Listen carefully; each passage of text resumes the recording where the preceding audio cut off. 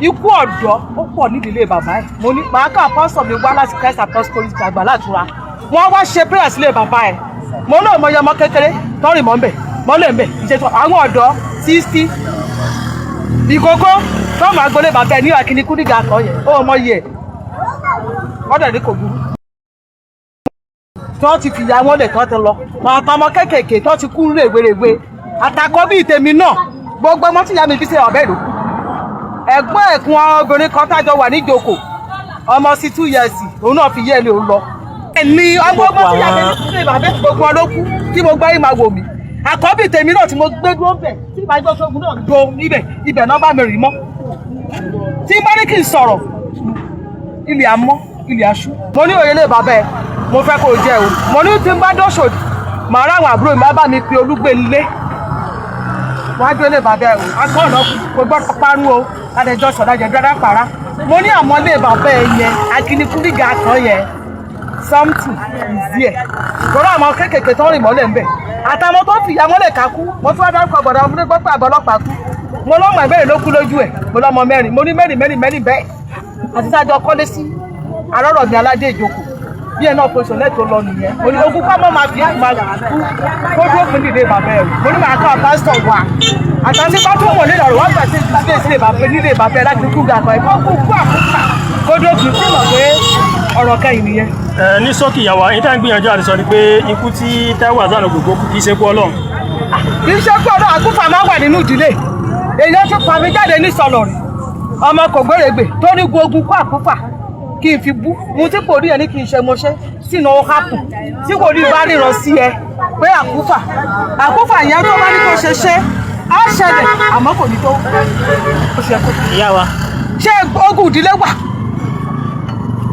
Ẹ̀gbọ́n ìdílé dẹ̀ wà. Ẹ lọ wọ́n bá ní kò sọ kó lọ fíìmù ẹ̀gbọ́n àìmọ̀. Ìyá wa.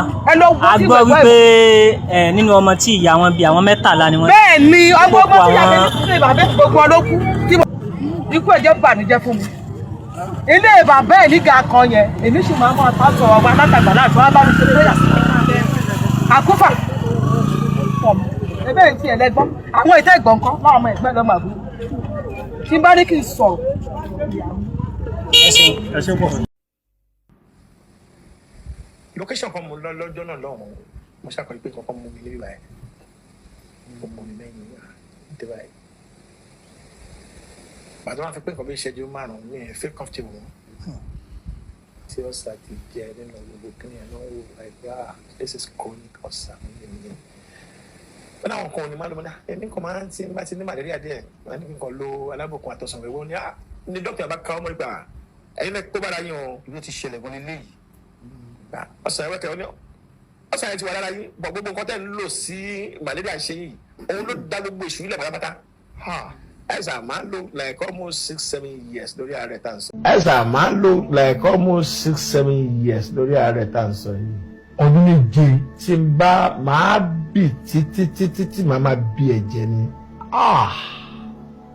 for good 7 months orí ìjókòó ni mo ti ń kírun so ẹ̀kọ́ náà máa fọ́ fún mi báyìí fọdún méje fún odindi. It was a terrible prayer. Kí màmá mi tó kú láyé ọmọ 13 màmá mi bí náà àdè ṣekú 3 lójú ẹ̀mí ẹ̀. Gbogbo ọ̀rẹ́ tí mo ti ń bá rìn láyé ẹni tí mo nífẹ̀ẹ́ jù láyé bí Yínká mi ti rí. Yínká Quadri. Olódùmarè. Bọ̀ nígbà mí ẹni tó mú èèyàn mọ èèyàn kan ẹ̀ tó jọ wá close ju ẹni tẹ́jọ mọ́ra yín lọ ta ló máa wá jẹ olórí. Pé àlẹ́ àgbọ́dọ̀ ní olórí ká ní akọ̀wé níwájú Ọlọ́run bá ti èèyàn first minute second meeting and Yínká wasn't there. Yínká Quadri sí níbẹ̀.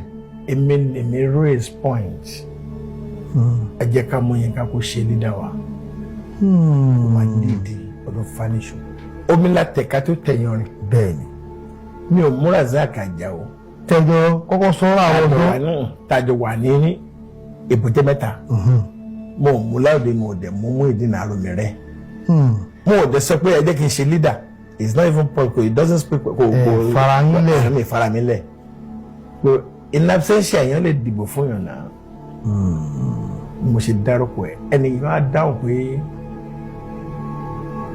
wáyé tó yẹ jẹ́ pé Yínká mo ní kí o ló fa ọ̀rọ̀ tó bèrè yẹn ó lẹ́yìn tí ò bá mọ nǹkan ṣe tó wọn ò lè gbà kó léèdì wọn àwọn lè gbéraga ní ìtòsí. tí ò bá mọ nǹkan ṣe tó òun ò lè jẹ́ kó léèdì òun.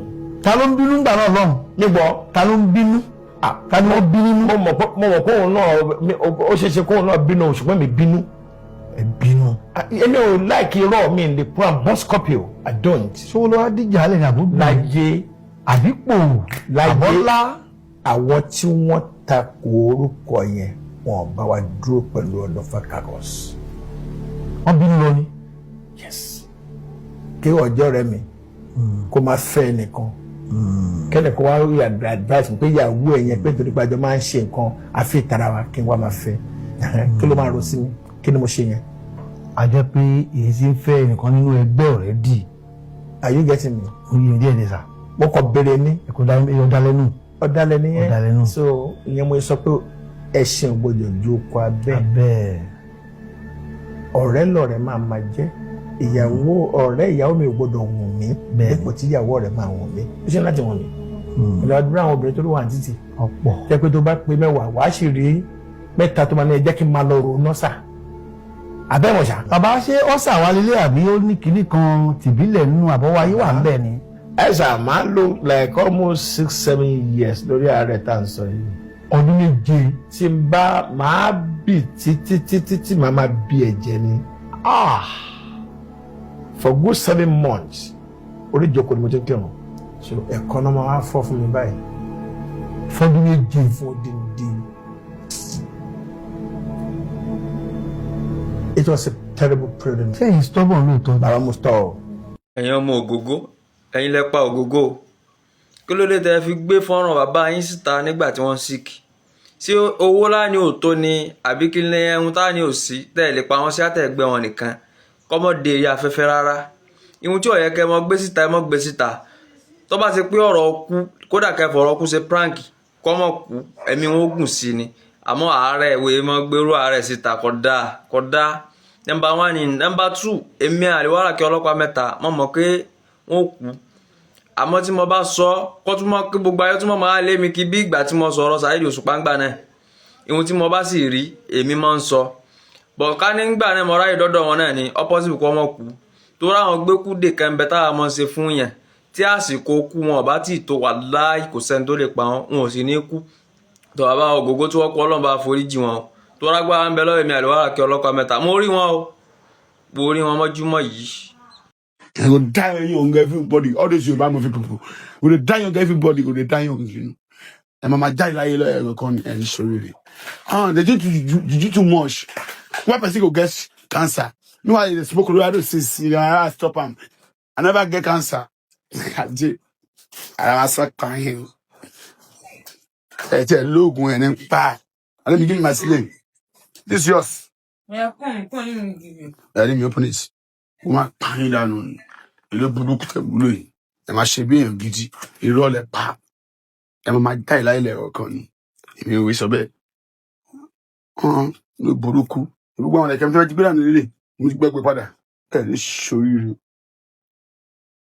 ṣoríire láyé òkú máa pa yín dànù ni ẹ̀yìn Yorùbá mú fi kẹ̀ òkú máa adé mi notice guy Olúwo.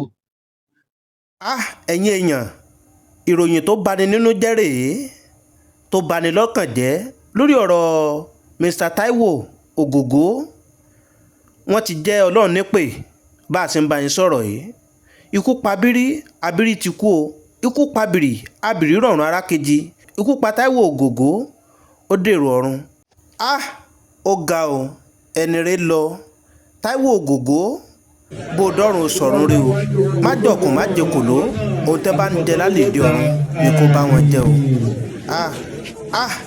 ohun tó bani lọ́kàn jẹ́ ni ọ̀rọ̀ ikú Taiwo Ògògó tọ́ ó mọ̀ sí o àdúrà wa sí gbogbo àwọn ẹbí àti ará Taiwo Ògògó ni pé kí Ọlọ́run kó bá wa tù wọ́n nínú kí Ọlọ́run kó bá wa dùn wọ́n nínú kí Ọlọ́run kó wà pẹ̀lú wọn àti ẹbí àtàrà àti gbogbo àwọn ọmọ tó fi sílẹ̀ kí ẹ̀yin Taiwo Ògògó tó jẹ́ Ọlọ́run nípè lónìí kí ẹ̀yin wọn kó dáa ó ga akọni lọ bá a pẹ́ láyé bá ò pẹ́ ikú lòpin gbogbo wa la dágbádá ikú.